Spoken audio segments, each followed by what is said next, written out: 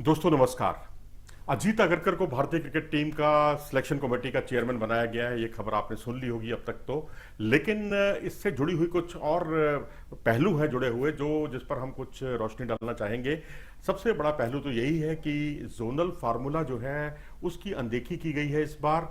और अगर आप देखें तो अजीत अगरकर और सलील अंकोला दोनों वेस्ट जोन से हो गए हैं, और वहीं शिव सुंदर दास और सुब्रतो बनर्जी दोनों ईस्ट जोन से हो गए हैं। अब कहने के लिए आप कह दें कि भाई शिव सुंदर दास जो है वो तो सेंट्रल जोन से भी आए हैं ऑफिशियली, क्योंकि अपने करियर का जो आखिरी मैच है, चंद कुछ मैच वो उन्होंने विदर्भ से खेले हैं, इस लिहाज से वो सेंट्रल जोन से आए हैं।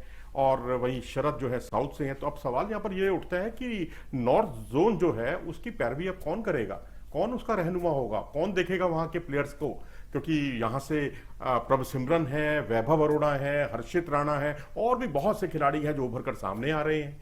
अब क्या ये जो गलत परंपरा की शुरुआत हुई जब एबी कुरुविला जो है भारतीय क्रिकेट टीम के वेस्ट जोन से सिलेक्टर हुआ करते थे, और उनके हटने के बाद वेस्ट जोन से 4-5 महीने तक, 6 महीने तक कोई सिलेक्टर ही नहीं रहा। सलील अंकोला के आने से पहले वहां कोई सिलेक्टर नहीं था वेस्ट जोन का। तो ये स्थितियां बहुत अच्छी नहीं है, क्योंकि उस वक्त जो है काफी देर तक अनदेखी होती रही। पिछले 2 साल से रनों पर रन बना रहे थे भारतीय टीम के एक संभावित खिलाड़ी, जिन्हें भविष्य की उम्मीद कहा जा रहा है, सरफराज खान की बात मैं कर रहा हूं। उनकी अनदेखी की गई और पता ही नहीं चला कि वो खिलाड़ी जो है उनकी कोई रहनुमाई करने वाला सिलेक्टर है भी या नहीं है। हालांकि अब तो खैर भारतीय टीम में आ गए हैं। जो भारतीय टीम के जो चयन समिति के जो सदस्य हैं सलील अंकोला, अब वो पैरवी करेंगे। अब तो अगरकर भी आ गए हैं, लेकिन अब नॉर्थ की पैरवी कौन करेगा, ये सबसे बड़ा सवाल रहेगा। अजीत अगरकर के सामने जो बड़ी चुनौतियां हैं, 3-4 चुनौतियां, उनका आज हम जिक्र कर रहे हैं। पहली चुनौती जो है वो यही है, जोनल फार्मूला, उसका अनुसरण नहीं किया गया। हालांकि बीसीसीआई इस बात में बच सकता है ये कहकर कि लोढ़ा कमेटी की जो रिपोर्ट्स थी उसमें जोनल जैसी कोई बात नहीं थी। लेकिन अब सवाल उठता है, खिलाड़ी तो एक है ना भाई, नॉर्थ में जो प्लेयर जितना वो वेस्ट का प्लेयर, वेस्ट के खिलाड़ियों में, क्योंकि वेस्ट में भी कोई मुंबई नहीं आता, मुंबई है, गुजरात है, सौराष्ट्र है, महाराष्ट्र है, ये सारी टीमें जो हैं वेस्ट जोन के अंतर्गत आती हैं। तो एक सिलेक्टर वेस्ट जोन का इतने क्षेत्रों को, इतने राज्यों को कवर करते हैं, तो नॉर्थ के लिए कवर कर पाना बड़ा मुश्किल हो पाएगा उसके लिए।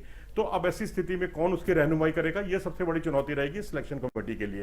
पहली इसमें चुनौती जो है वो जोनल फार्मूला का अनुसरण करना, और दूसरी चुनौती है वेस्ट इंडीज के लिए टी20 टीम का ऐलान अभी होना है, क्योंकि टेस्ट और वनडे के लिए टीम का ऐलान हो चुका है, टी20 का ऐलान अभी होना है। तो शायद अजीत अगरकर का इंतजार किया जा रहा था कि वो जब भारतीय टीम से जुड़ेंगे एज अ चीफ सेलेक्टर, तो इस पर कुछ मंथन किया जाएगा, चिंतन किया जाएगा। क्योंकि ये टी20 टीम जो है कई मामलों में बहुत कुछ मायने रखती है, क्योंकि अगले साल टी20 का वर्ल्ड कप है 2024 में, और कितनी दूरगामी टीम होगी भारत की, और उस पर ध्यान दिया जाएगा। आईपीएल में चमके सितारों की अनदेखी ना की जाए, ये सारी चुनौतियां रहने वाली हैं इस समय अजीत अगरकर की पूरी टीम पर। और उसके बाद तीसरा अगर बड़ा कारण देखें तो वर्ल्ड कप के लिए जो वनडे की टीम है उसका जो है अगले कुछ महीनों में ऐलान कर दिया जाएगा, और अगले महीने तक टीम आ जाएगी, और टेंटेटिव टीम तो घोषित कर ही दी जाएगी।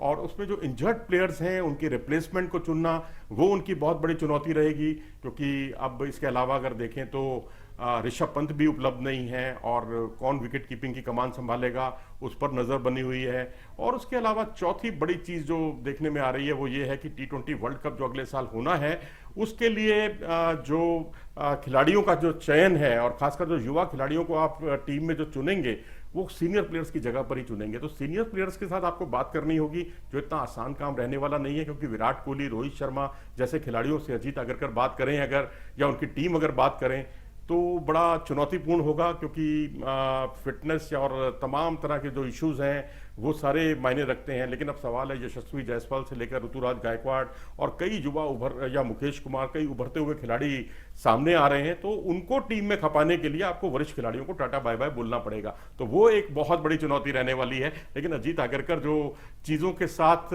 बहुत जल्दी एडजस्ट कर लेते हैं, अगर देखें तो लॉर्ड्स पर जो काम सचिन से लेकर कई दिग्गज नहीं कर पाए वो उन्होंने कर दिखाया।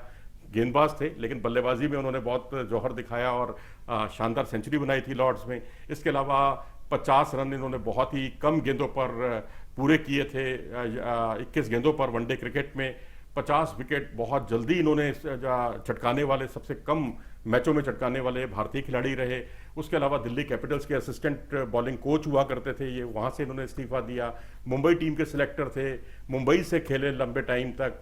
और इसके अलावा भी बहुत सारी चीज़ें, उपलब्धियां हैं इनके नाम पर। और जिस तरह से महेंद्र सिंह धोनी की अगुवाई में जो टीम जिसने वर्ल्ड कप जीता था, उसमें ये भारतीय टीम के सदस्य थे जिसने वर्ल्ड कप जीता था। तो ये अपने आप में उपलब्धियां हैं इस खिलाड़ी के नाम। हालांकि T20 क्रिकेट के ज़्यादा मुकाबले नहीं खेले हैं, टेस्ट वनडे ज़्यादा खेले हैं, और वनडे में तो खैर इनकी खास तौर पर महारत हासिल थी।